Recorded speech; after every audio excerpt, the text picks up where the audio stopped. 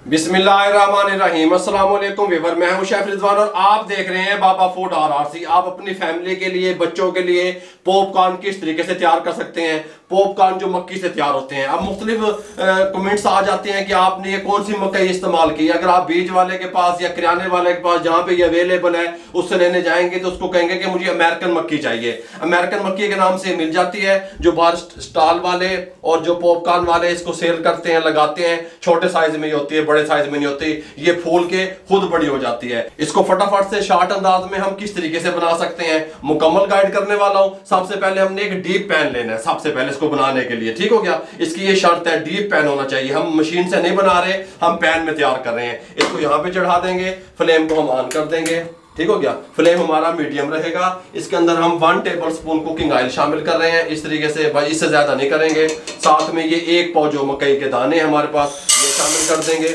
और इसको अच्छे तरीके से हम इस तरीके से मिक्स कर देंगे और हल्का हल्का इसको कुक करते रहेंगे। आप देखेंगे तकरीबन 2 से 3 मिनट के बाद ये फूलना फटना शुरू हो जाएंगे खुद ही। जब ये खुलना शुरू हो जाएंगे, फूलना शुरू हो जाएंगे, हम इसके ऊपर कवर दे देंगे और फिर आपको कैमरामैन ऊपर से दिखाएगा तमाम दाने किस तरीके से फूल के ये देगची भर जाएगी अल्हम्दुलिल्लाह।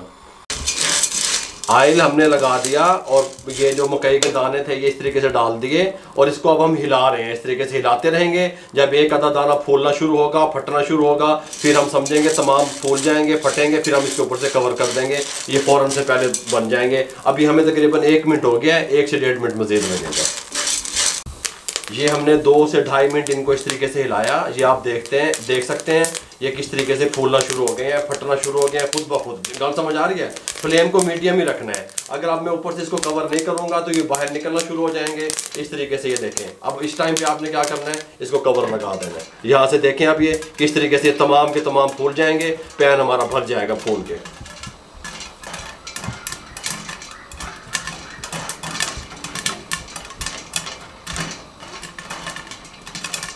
ये देखें हमने इसको कवर कर दिया 1.5 से 2 मिनट तकरीबन। ये तमाम देखें किस तरीके से प्यारे प्यारे फूल चुके हैं, पैन भर चुका है।